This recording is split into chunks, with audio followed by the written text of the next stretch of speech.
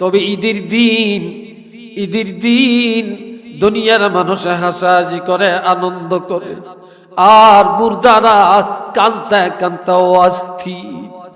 এই জন্য আমার রাসূল বলেছেন, তোমরা ঈদের নামাজ পড়ে আগে বাড়িতে যাবা না, ঈদের নামাজ পড়ে তোমার বাবার কবর, তোমার দাদার কবর, তোমার মার কবরের কাছে আগে যাবে। তোমার মা বাবা, তোমার দাদা দাদি, তোমার চাচা চাচি, আপনজনের কবরের স্থানের কাছে আগে যাবে।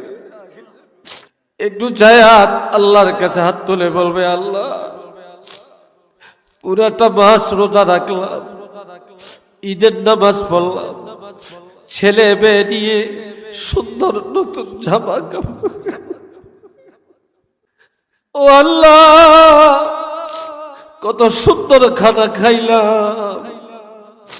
আল্লাহ আমার বাবা, আমার মা, আমার দাদা দাদি কিভাবে জানি কবরে আছে রে আল্লাহ।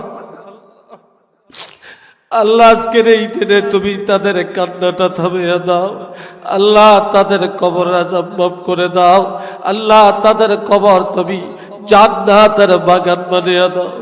এইভাবে জিয়ারত করে আপনি যখন তাদের জন্য ফরিয়াদ করে বাড়িতে যাবেন, আমার ভাইরা, এই জিয়ারতের উসিলায় আল্লাহ পাক এই মুর্দাগানের কবরের আযাব ক্ষমা করে দিবে।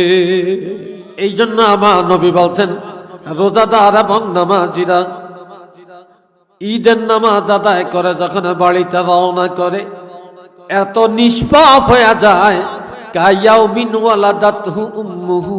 আমার রাসূল বলেন, একটা নবজাতক শিশু মায়ের গর্ভ থেকে যখন আসে যেমন বেগুনা, এমন বেগুনা বানায়া আমার আল্লাহ বাড়িতে ফিরায়া দেয়।